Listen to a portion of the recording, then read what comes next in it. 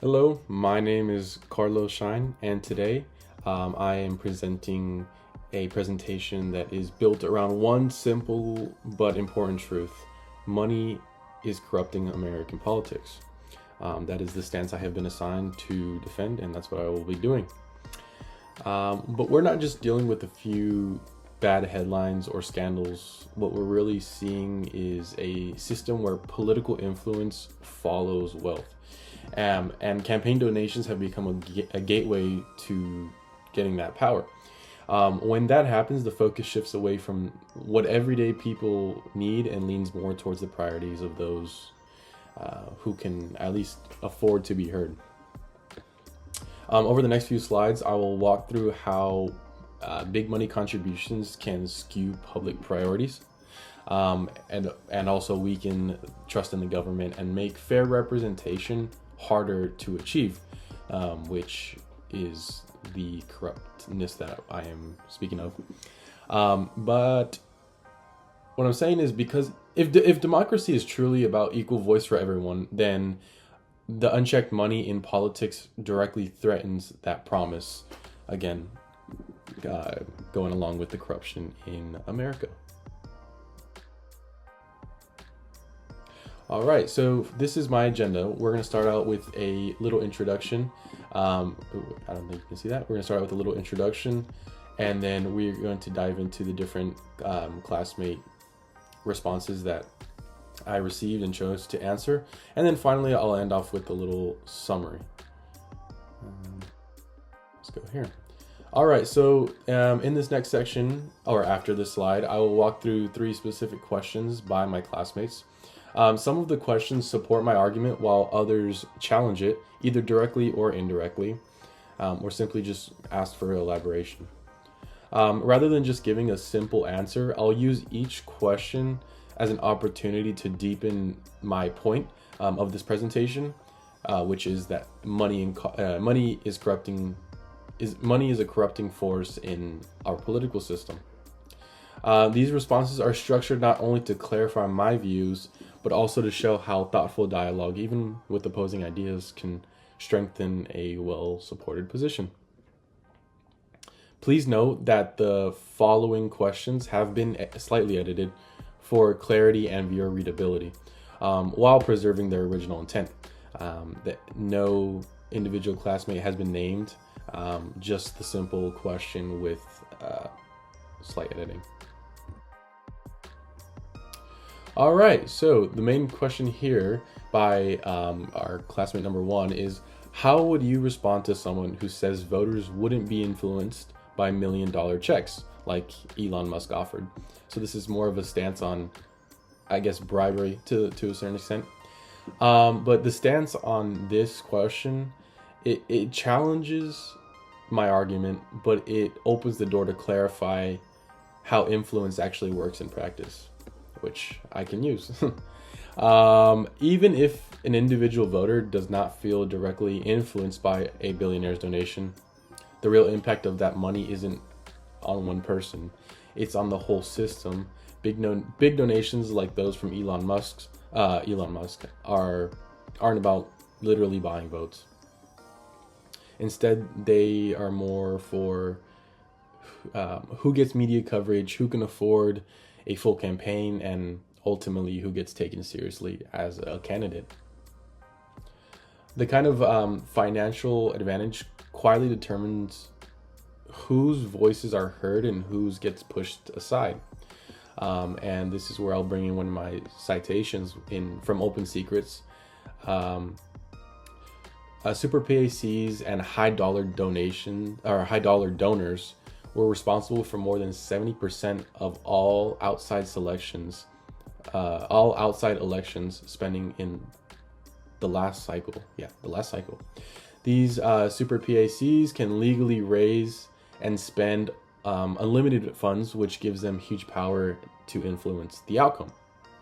Again, this is not by changing minds, but by controlling the options voters have, which is the point I am trying to make based on this question. So even if people don't feel swayed, the playing field is already, the one that is offered to you is already tilted. long before you even have the chance to be exposed to the options. That's why this form of influence is extremely powerful. And what I mean by this form is money. And so this is a perfect example of the danger to democracy.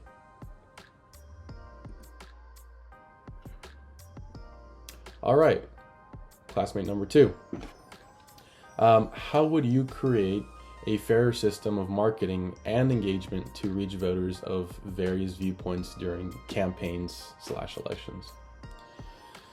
I like this question because it supports my argument in a way while accepting the flaws of the current system and invites me to kind of explore a little do-it-yourself type of thing. All right, so like I said, this question points out the problems and trying to allow for a solution. If we want a fair system, one of the best places to start is with public campaign financing. And what I mean by that is programs like matching funds or democracy vouchers that give regular people more influence, so that money is not the main factor of exposure. Cities like Seattle and New York have already tried this, and according to research from Brennan Center, they've helped boost participation and reduce reliance on wealthy donors, which is exactly what my overarching theme is about. So there are systems, and this is me admitting to that, there are systems that would allow this to not be the case, but in general, this is not the case. We could also make things more fair by setting caps on political advertisements and requiring platforms to give all qualified candidates affordable, equal access.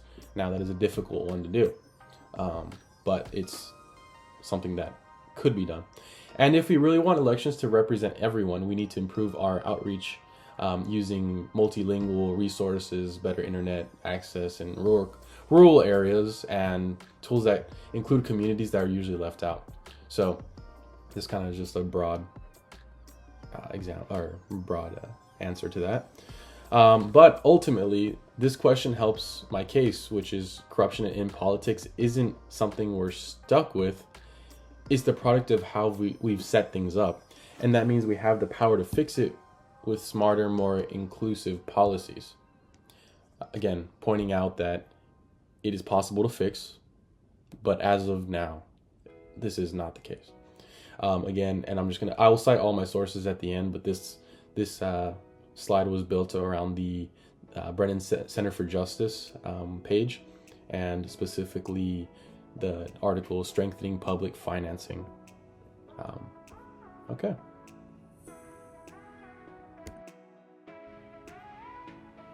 All right, so are you arguing that all money in politics is inherently harmful, or are you advocating for a stricter regulations in donations? So I guess it's a little bit of both, but neither at the same time. This question seems like a critique, but ultimately clarifies and reinforces my position to expand. So not all money in politics is a bad thing. Smaller donations are one of the most powerful ways everyday people can get involved in grassroots campaigns, but what I'm really concerned about is the overwhelming influence of huge unregulated contributions from the small population of ultra wealthy donors. That's the real damage. According to the Center for Responsive Politics, just 100 donors were behind more than 70% of all PAC funding in recent federal elections. And just to remind you, super PACs can raise and spend unlimited amounts of money to shape elections, meaning they often decide who gets the chance to be heard or win. So no, I'm not arguing that getting rid of all money in politics is the solution. I'm just calling for a sensible reform. Like donation caps, greater transparency with finances, and public financing options that level the playing field. These are changes that would let people participate without letting wealthy donors drown out the democracy.